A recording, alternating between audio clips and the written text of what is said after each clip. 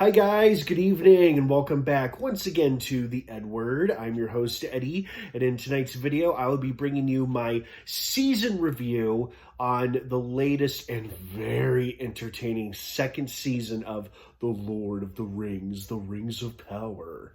Here's what happened. Lord of the Rings of Power Season 2 debuted back on August 29th. I went on vacation around that time.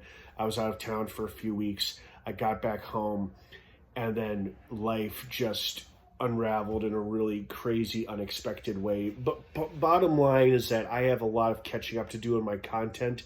Rings of Power is one of several shows I was behind on. This past weekend, I binged the whole season on a Saturday, and I really enjoyed it. It was a lot of fun, and I really enjoyed the show. So instead of doing weekly episode reviews like I would have done if I was on top of my shit, but I wasn't because I was out of town, and then life happened, and the point is that I'm behind. So now I am playing catch up, and right now I'm about to bring you my thoughts and overall review for the second season of The Rings of Power. Now, if you are also behind on The Rings of Power and you're currently watching it, you don't want to keep watching or listening to this review, as I will be referring to spoilers pretty frequently throughout this video. So if you're currently watching Rings of Power Season 2 and you're not finished yet, watch this video with extreme caution or don't watch at all. You have been warned. That being said, let's dive right back into it.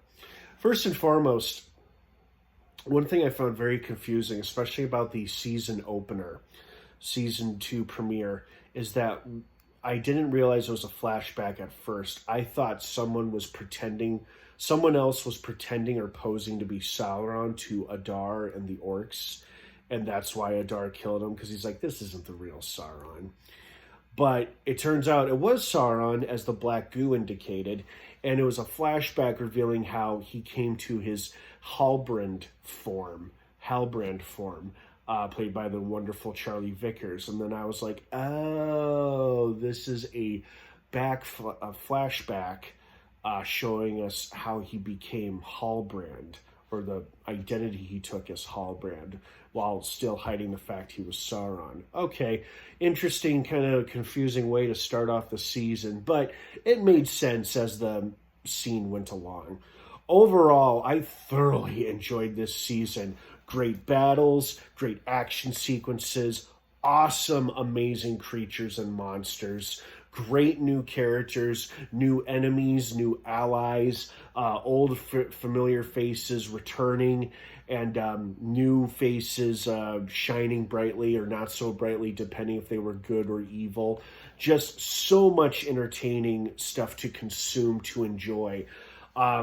I love the various references to the films. There are a couple things this season that frankly went over my head, and it's probably because I've never read any of Tolkien's material. I never read the Hobbit books, never read the Lord of the Rings books. I'm only familiar with the films. That's where my knowledge begins and ends. So the stuff with like Tom Bombadil, whatever his name is, the guy who takes in the character we all knew and suspected was Gandalf. And by the end of this season, they of course confirmed it, even though it was like, oh my God, what a surprise. Nobody was really surprised. I think we all saw it coming, considering the season 1 tease we got a few years ago. So, but it was nice to get confirmation, official confirmation. Yes, this is indeed Gandalf. So that stuff kind of went over my head because, again, not really familiar with Tolkien's books or writings, but, it still worked for me in the show. It still worked for the sake of the show, I think. And then all the other stuff referring to the films or teasing the movies, was very exciting as well. And the thing that I felt like this season did exceptionally well at, everybody did a great job in their respective roles and performances, but I feel like a special shout out needs to go out to Charlie Vickers, who gave a hell of a performance as Sauron, or Anatar, as he called himself to the elf ringmaker. I think this season did an exceptionally good job showing us how Sauron, it truly earned the name Sauron the Deceiver. I mean, he was a master manipulator, gaslighter, deceiver, tricking everybody who crossed his path. I mean, eventually the elf ringmaker did figure out he was being played and tried to stop himself before Sauron forced him to make the remaining 9 rings for the kings of men. But not, of course, before he made rings for the elves and for the dwarves. You know, it was too late by that point. But this season did such a good job showing us why one of Sauron's many names or nicknames was Sauron the Deceiver, because he really played and manipulated almost everybody this whole season, except for the characters who had encountered him last season and remembered him for his cunning. They knew better than to see through. They knew better to see through his bullshit. But other characters, of course, had no idea until it was too late towards the end of season 2.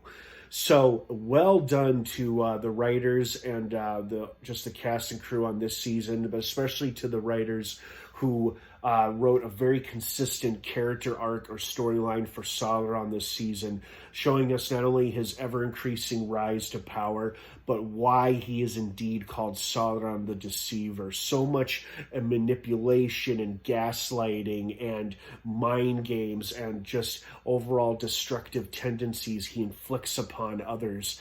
I mean, there's a reason that he's like the most feared being in all of Middle-earth, or why he became the Dark Lord he becomes. So I enjoyed that.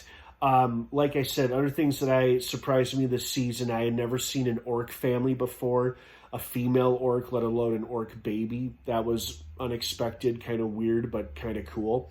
Never seen a female Ent before. I was just delighted to see the Ents in general. I was so happy that the Ents had a bigger role this season than they did in the first season, when we just got a glimpse of an Ent watching the meteor fall out of the sky, which turned out to be Gandalf.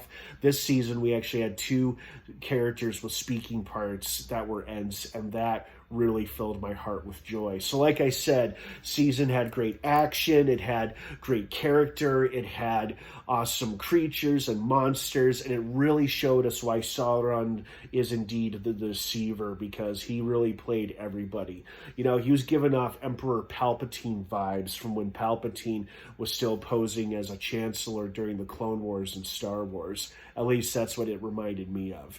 Well, guys, I hope you enjoyed the Rings of Power Season 2 as much as I did. Did you have any favorite moments, standout scenes, or favorite parts that you enjoyed that really stood out to you? Let me know down below in the comments section. Have a wonderful rest of your night. The Rings of Power Season 2 is now streaming in its entirety on Amazon Prime. No word on a 3rd season yet, but as soon as we hear anything, I will try to let you guys know. Have a wonderful rest of your night, and of course, until next time, may the Force be with you.